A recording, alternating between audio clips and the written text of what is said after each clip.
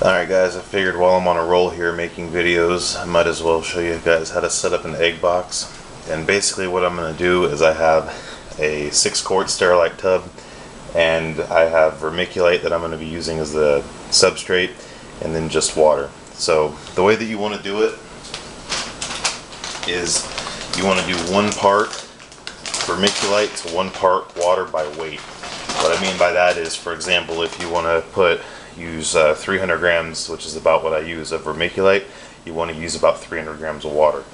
And the way that I do this is I'll start with my scale, zero the scale out with the tub on it, and then measure out 300 grams or so of vermiculite. The 300 grams isn't set in stone by any means. You can do more or less or whatever you want to do, but well, looks like I'm going to do more like 200 because I've got 9 eggs I got to fit in here. So alright, so that's right at 200 grams. It's 199. I don't know how well you can see the scale. And then I'm going to add in another 200 grams of water, so it'll be about 400 grams of total incubation material. And you don't have to weigh this. It doesn't need to be nearly as accurate as, see, I went a little crazy there, but that's alright. It doesn't need to be as accurate as, I'm making it sound exactly 1 part water to 1 part vermiculite, but at the same time, especially if this is your first time setting up an egg box, it doesn't hurt to be a little more careful. I weigh it sometimes when I'm feeling like it, and other times when I'm being lazy, I just kind of do the old take it out, squeeze it, and when you let it go, it should lightly clump. No water should drip out, but it should lightly clump and easily break up. So you can do it either way. Like I said, I usually, depending on what kind of mood I'm in, will weigh it just because, you might as well. It's not that big of a deal. It's not that big of a pain. But another thing that I do that a lot of people don't do, a lot of people do it, is the egg crate.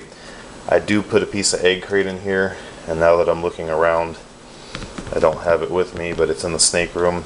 And I'll put a piece of egg crate on top here, and that's basically just to lift the eggs off of the vermiculite in the event that you did oversaturate the egg box.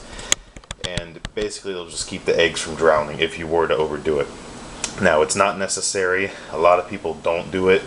I would say probably most people don't do it, but I already have them, and you might as well, if you've already got it, do it. But it's not something that I really recommend you run out and grab. It's just kind of an extra precautionary step in case you were to screw up the 1-to-1 ratio. So I'm actually going to cut out and run and grab the lid, and I'll be right back. Alright, so here's the egg box with the egg crate and the eggs on top. Now, a couple notes about putting the eggs in the egg box.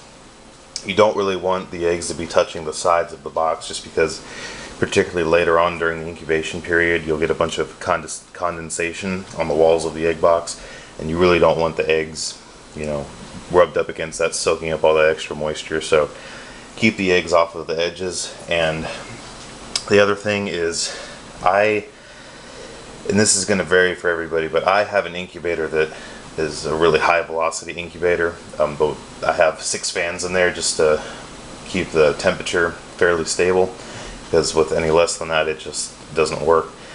But anyways, so in an incubator where the air is moving that quickly, I found that it dries these egg boxes out very badly, enough to kill the eggs. And I actually lost a clutch that way. That's how I figured that out. But what I do, and to prevent that, is I use Glad Press and Seal across the top. And basically what I'll do is just stretch a piece of Press and Seal, try and cut it, and then put it across the top so it's airtight. Now, there's the advantage to the Press and Seal is that it's going to lock in all the moisture. The disadvantage is that it doesn't allow for gas exchange. Now, even with the Press and Seal on here, if I were to put these in the incubator for 55 days and not look at it until they hatched, they would probably be fine. There would probably be enough oxygen in there to get these guys to hatching, but I'm not really that comfortable with it. So particularly later on during the incubation period, around day 40, 45, I'll start to maybe once or twice a week open this up, get some fresh air in there, and then put it back in the incubator.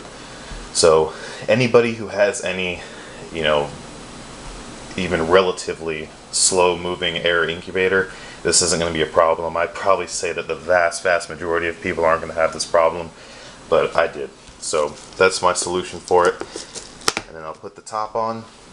I'll put the clutch label over here on the front so I can see it, and it goes into the incubator.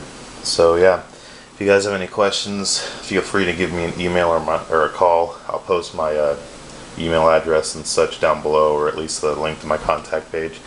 And you guys just shoot me an email if you have any questions. Thanks for watching.